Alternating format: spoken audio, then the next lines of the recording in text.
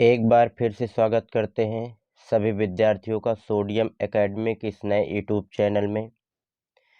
प्यारे साथियों, आज हम आप लोगों के सामने कुछ महत्वपूर्ण अभिक्रियाएं लेकर आए हैं जो बहुत ही महत्वपूर्ण हैं। देखिए, हमारी पहली अभिक्रिया है संयोजन अभिक्रिया। तो संयोजन अभिक्रिया क्या होती है? देखिए, वह अभिक्रिया जिसमें दो या दो से अधिक पदार्थ मिलकर एकल उत्पाद का निर्माण करते हैं संयोजन अभिक्रिया कहलाती है। ऐसी अभिक्रिया जिसमें दो पदार्थ आपस में मिल जाएं और केवल एक पदार्थ का निर्माण करें, उस अभिक्रिया को कहते हैं संयोजन अभिक्रिया। जैसे हमने लिया उदाहरण में कार्बन, और कार्बन के बगल में लिख दिया गया एस। यस का मतलब साथियों होगा सॉलिड, सॉलिड माने होगा ठोस, और उसके साथ हमने लिया ऑक्सीजन और उसके बगल में हमने लिखा गैस। जी लिख दिया, जी का मतलब गैस हुआ। तो देखिए, कार्बन को जब ऑक्सीजन के साथ अभिक्रिया कराएंगे, अर्थात कार्बन को ऑक्सीजन की उपस्थिति में जलाएंगे, तो ये दोनों आपस में जब अभिक्रिया करेंगे मिलेगा तो बनेगा CO2 कार्बन डाइऑक्साइड, और ये क्या होती है? एक जी अर्थात एक गैस होती है। तो देखिए, इसमें कार्बन और ऑक्सीजन दो अलग अलग पदार्थ थे। कार्बन और ऑक्सीजन दो अलग अलग पदार्थ है। ये दोनों पदार्थ आपस में मिले और एक उत्पाद का निर्माण किए जो है कार्बन डाइऑक्साइड। तो ये हमारा इसका नाम है कार्बन डाइऑक्साइड, जो एक क्या है? गैस है। तो यह अभिक्रिया हमारी संयोजन अभिक्रिया का उदाहरण हो गया। देखिए, संयोजन अभिक्रिया का एकदम सिंपल पहचान है कि आप तीर के बाद देखिए, अगर तीर के बाद केवल एक पदार्थ लिखा हुआ है तो वह संयोजन अभिक्रिया है। आपकी जानकारी के लिए बता दें, संयोजन अभिक्रिया को हम योगात्मक अभिक्रिया भी कहते हैं। साथियों, याद रखना, संयोजन अभिक्रियाओं को हम योगात्मक अभिक्रिया भी कहते हैं, और इसका एक तीसरा नाम भी है संकलन अभिक्रिया। तो संयोजन अभिक्रिया के दो अलग अलग नाम हैं, योगात्मक अभिक्रिया अथवा संकलन अभिक्रिया। देखिए, दूसरा एग्जाम्पल हम लेते हैं। अगर हम ले लें हाइड्रोजन और उसके बगल में ले लें जी, जी का मतलब होता है गैस। इसी तरह ये ले लें ऑक्सीजन और उसके बगल में ले लें जी, तो जी का मतलब होता है गैस। तो साथियों, जब हाइड्रोजन और ऑक्सीजन आपस में मिलते हैं तो H2O का निर्माण होता है। इसके बगल में लिखेंगे एल, एल का मतलब होता है लिक्विड, लिक्विड माने द्रव। तो जब हाइड्रोजन और ऑक्सीजन आपस मिले तो क्या बना? H2O बना, अर्थात पानी बना, जल बना। देखिए, इसमें कितने उत्पाद बन रहे हैं? केवल एक उत्पाद, केवल H2O बन रहा है, एक उत्पाद बन रहा है। तो यह पूरी अभिक्रिया हमारी संयोजन अभिक्रिया कहलाएगी। अब देखिए, यह समीकरण संतुलित नहीं है, तो देखिए कैसे इसको संतुलित करेंगे। आप ध्यान से देखिए, इधर कितने ऑक्सीजन है? दो ऑक्सीजन। इधर कितने ऑक्सीजन है? एक ऑक्सीजन। तो इसको भी हम क्या करना चाहते हैं? दो ऑक्सीजन बनाना चाहते हैं। तो यहाँ हम क्या कर दें? दो से गुणा कर दें। जैसे ही हम दो से गुणा किए, ऑक्सीजन तो हमारा दो हो गया, परंतु जो हाइड्रोजन है वो हमारा कितना हो गया? दो दो चार हो गया। और इधर ये हमारे पास दो ही हाइड्रोजन है, तो इधर भी चार हाइड्रोजन करने के लिए यहाँ पर हम दो से गुणा कर देंगे, तो ये हमारा चार हाइड्रोजन बन जाएगा। इस तरह से यह हमारा संतुलित रासायनिक समीकरण हो गया। ये हमारा संयोजन अभिक्रिया का दूसरा उदाहरण हो गया। तो देखिए, ये हमारा संयोजन अभिक्रिया खत्म हुई, और संयोजन अभिक्रिया का दूसरा नाम संकलन अभिक्रिया भी है। संकलन अभिक्रिया, याद रखना, बोर्ड एग्जाम में नाम बहुत घुमा घुमा कर पूछ लेता है। आप पढ़े हैं संयोजन अभिक्रिया, अगर एग्जाम में दे दिया संकलन अभिक्रिया तो बिल्कुल नहीं घबराना है प्यारे साथियों। आपको संयोजन अभिक्रिया को ही संकलन अभिक्रिया जानना है।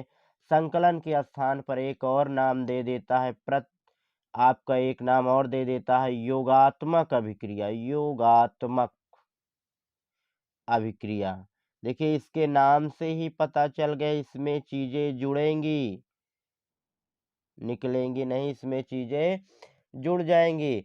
फिर से आपको एक बार रिमाइंड करवा देते हैं कि संयोजन अभिक्रिया, संकलन अभिक्रिया, योगात्मक अभिक्रिया के सबसे सरल पहचान है तीर के दाहिने तरफ जाएं और देखें कि कितने उत्पाद है।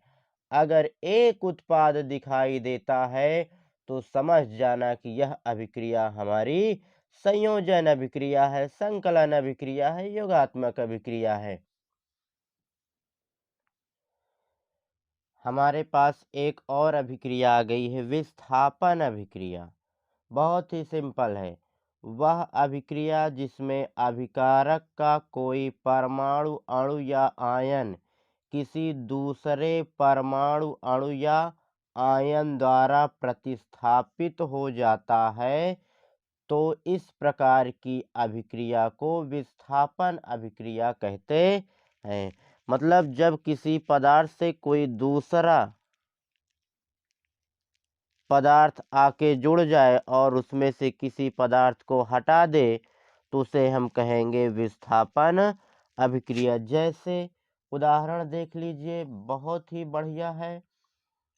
आयरन Fe भैया एस फॉर्म में होता है, मतलब सॉलिड फॉर्म में, मतलब ठोस होता है। फिर प्लस अगर हम आपको दे दें कॉपर सल्फेट CuSO4, क्या नाम है इसका? Copper sulphate. बगल में लिखें AQ। AQ का मतलब होता है एक्वस, मतलब होगा जली, अर्थात फिर कॉपर सल्फेट का जली विलयन।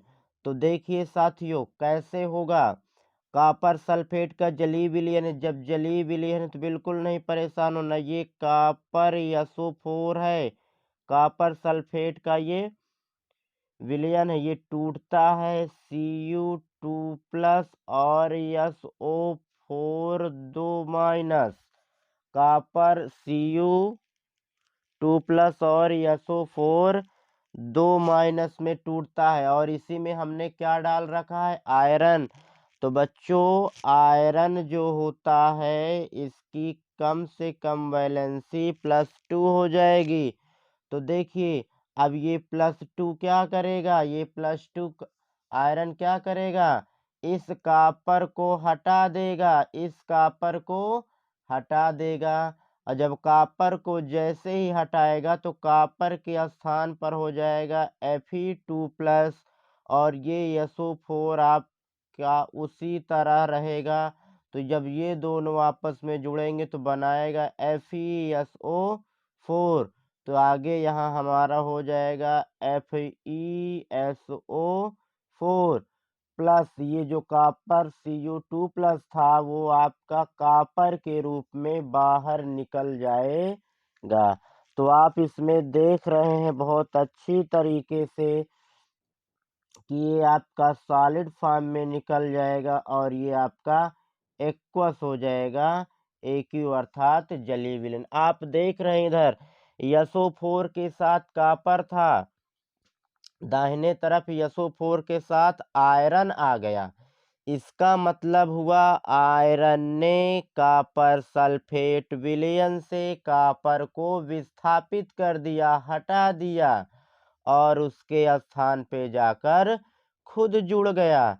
तो हटाया, प्रतिस्थापित किया, विस्थापित किया, तो इस अभिक्रिया को हम कहेंगे विस्थापन अभिक्रिया। तो साथियों आपको बता दें विस्थापन अभिक्रिया की पहचान है 2 उत्पाद बनना। कितने उत्पाद बनना? 2 उत्पाद बनना, याद रखना। साथियों हमारी अगली अभिक्रिया है द्विविस्थापन अभिक्रिया। बहुत इंपॉर्टेंट है, बोर्ड एग्जाम में बहुत पूछा जाता है कक्षा 10 में। देखिए वह अभिक्रिया जिसमें अभिकारकों के बीच आयनों का आदान प्रदान होता है उन्हें द्विविस्थापन अभिक्रिया कहते हैं। इसमें दो अभिकारक होंगे। अभिकारक का मतलब जो अभिक्रिया में भाग ले, जिनसे मिलकर अभिक्रिया हो, उनके आयन आपस में बदल जाएं, अभिकारकों के आयन आपस में बदल जाएं, तो उसे हम कहेंगे द्विविस्थापन अभिक्रिया। देखिए आपके सामने एक उदाहरण लेते हैं। जैसे हमने यहाँ पे लिया Na2 SO4 AQ हमने लिया, मतलब जलीय विलयन लिया। Na2SO4 का क्या नाम है? Sodium sulphate. इसका नाम है सोडियम सल्फेट। प्लस दूसरा हमने क्या लिया? BaCl2 barium chloride. Barium chloride हमने लिया। बेरियम क्लोराइड कैसा लिया? AQ लिया, मतलब इसको भी जलीय विलयन ही लिया। तो देखिए हमारे पास दो अभिकारक आ गए हैं, सोडियम सल्फेट और बेरियम क्लोराइड।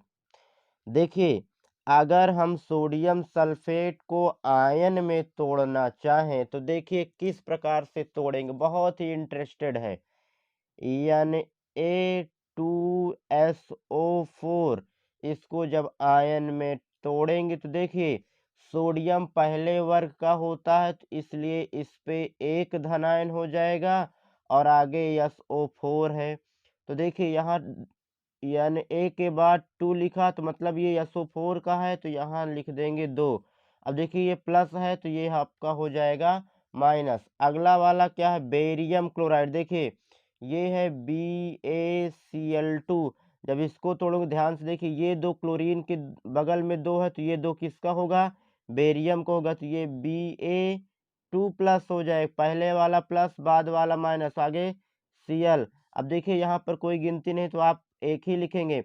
अगर ये प्लस में है तो इधर एक माइनस में। अब इसमें क्या होगा भैया? आयनों का अदला बदली, इसका वाला प्लस इसके वाले माइनस से, पहले वाले का प्लस दूसरे वाले के माइनस से, और दूसरे वाले का प्लस पहले वाले के माइनस से बदल जाएगा। तो ये हमारा निकल कर आ जाएगा NaCl। NaCl भी कैसा? AQ एक्वस प्लस ये आपका हो जाएगा BaSO4, वो भी कैसा? AQ।